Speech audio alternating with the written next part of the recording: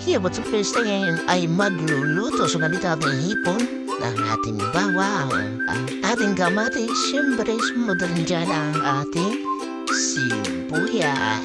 So, ayun guys, at ipakita na rin natin ang ating patula at ang ating pangmalakasang miswa at ang ating magic na masarap. So, ayun guys, sa nag-iinit at nagagamit kawali, ilagay natin ang ating mantika. At syempre, ilagay natin sa buong pan at isugod natin ang ating bawang. So guys, ating imekos-mekos na yan. Ayan, mekos-mekos hanggang sa mag-brown na yung ating bawang. Ayan guys, so halo lang. Pagkatapos isunod rin natin ang ating sibuyas. So yan, buhos na yan. At syempre, imekos-mekos na mga tinsan yan. So umekos-mekos na tayo guys ang ating sibuyas. At pagkatapos ay syempre ang ating panghuling panghalo ay ang ating kamatis. So ayun guys, nilagay pala ako dito guys ng ating paminta. So para ma-toast siya sa mainit na mantika at mas magiging mabangpang ating nilulutong ulam na may sabaw. So yun guys, buhos na natin yung isang pakete na powder na paminta. Ayan, at imekos-mekos na naman natin yan. Ayan, imekos-mekos. At pagkatapos ng imekos-mekos, ilagay na natin na ating pamalaasang hipon. So guys, so ayan na yung hipon. Inisa-isa na para hindi masama yung tubig. At imekos-mekos ulit yan hanggang sa maging magkahawin na sila na ating spatula na ginagamit. So ayun guys. Okay.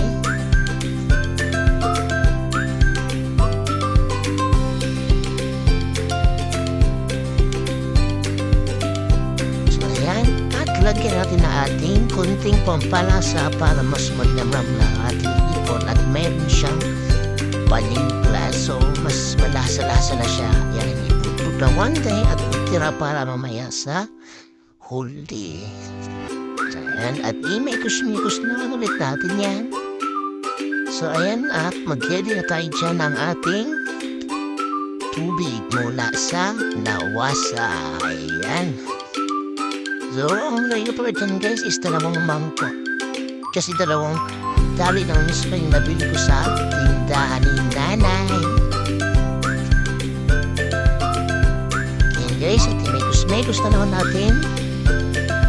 At atin na lamang yung takpan at pakuluin. Ayan, so habang kumugulo at atin yung buksan para atin na malagyan ang ating mga pampalasa. Guys, minigos-migos muna guys para matanggal yung mga bubbles na tumataba-taba ng para mamix sa sabon taba-taba ng hipon. At atin na yung tikman kung okay na ba yung alat o kulang ba. So yun guys, maglagay na tayo guys ng ating tirang pampalasa kanina, ating pinaka-magic. Ika ng ating enchanted. So yun guys, naglagay na tayo ng patis galing sa Dagupan or Pangasinan ba yan? Ayan. So nakadalawang buhos ako dyan ng patis pero konti-konti lang guys. Kasi pangit yung pagkasobrahan sa patis. Ayan. So mikos-mikos lang para mahalo sa sabaw. Ayan. So mikos-mikos lang.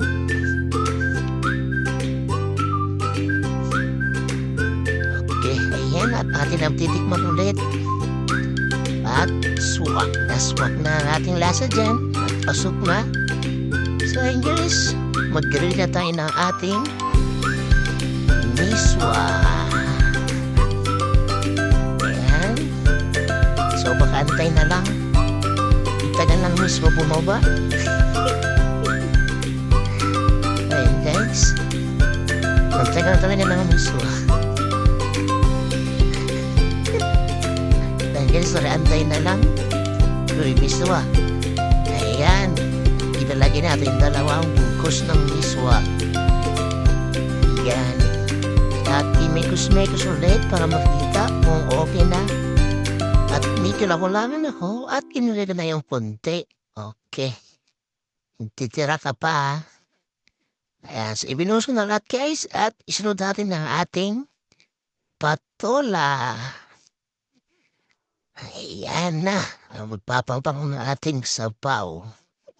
Magpapasarap pa lalo. So ayan guys, ilagay na natin ang ating patola at imekos-mekos ulit natin yan guys.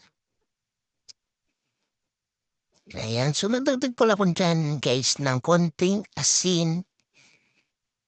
Kasi medyo may tubig ng konti at medyo tumawang dyan yung ating panlasa. So nagdagdag ako ng konting asin galing sa Saudi. Ayan guys, imigos-migos na lang natin yan guys. Hanggang sa kumambot at maluto ang ating patola. At tikman ulit. At ayun, nakuha na yung tamang timpla. At masarap. Ayan guys, at atin na yan. Ayan. Ilagyan ko yan eh. Ayun na yan guys, yung asin na sinasabi ko. Nahuli pala ng bagsak. So ayun guys, at over na yan sa atin yung tatapan at tapos na. So ito pinalabasan guys. Tiyan! Okay. Ayun na yung finished product natin at talaga na nahagutom. Mabango. At medyo malapot ang sabaw. Ayan. Ayan guys. Tsura pa lang. So mapapalaban tayo sa anin yan. Ayan. Okay. Sarap. At ito na nga yung model natin guys. Oh. Okay. Gutom na yung model natin guys. Oh. At medyo hulas na yan. Ayan. So, I guess thank you for watching. God bless you and bye-bye. So, God guys. Kainan na.